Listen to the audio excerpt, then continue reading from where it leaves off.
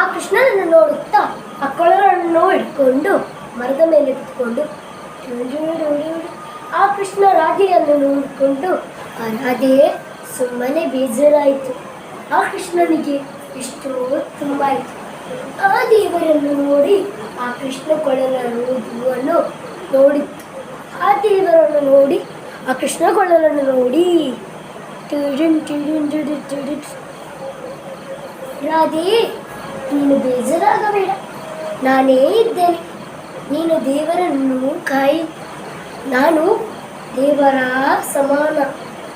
ನೀನು ಮಡಿಕೆಯನ್ನು ಹುಡಿ ಮಾಡು, ಅದನ್ನೇ ನಿಮಗೆ ಭಾರಿ ಖುಷಿ. ಕೃಷ್ಣನ ಹತ್ರ ಕೇಳು, ನಿನ್ನ ಕೊಳಲನ್ನು ಕೊಡು ಅಂತ ಹೇಳು. ಆ ಕೊಳಲನ್ನು ಕೊಡದಿದ್ದರೆ ನನಗೆ ಹೇಳು, ನಾನು ಅವನಿಗೆ ಮಾಡುತ್ತೇನೆ.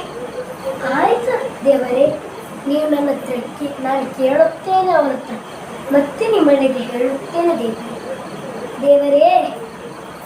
ಕೃಷ್ಣ, ನಿನ್ನ ಕೊಡುತ್ತೇನೆ ನಿನ್ನ ಕೊಳಲನ್ನು ಕೊಡುತ್ತೇನೆ ಮಗ.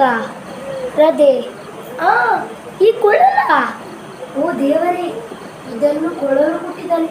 ನಾನು ಇವತ್ತು ಹೋಗ್ತೇನೆ ಮಡಿಕೆಗೆ. ಬಾ ಕೃಷ್ಣ, ಬಾ ಕೃಷ್ಣ, ಬಾ ಬಾ. ನಾನೊಂದು ಸಾಂಗ್ ಹೇಳ್ತೇನೆ, ಅದಕ್ಕೆ ಇರಬೇಕು, ನಾವು ನೋಡಿಬೇಕು. ಮಧುಬನ ಮೇಚಕನೆಯ पेसविले कभी मुस्काए कभी चिड़ बात करे, कभी से न जले खुद से न जले, करता मन में लगे कभी से न जले कभी से न जले.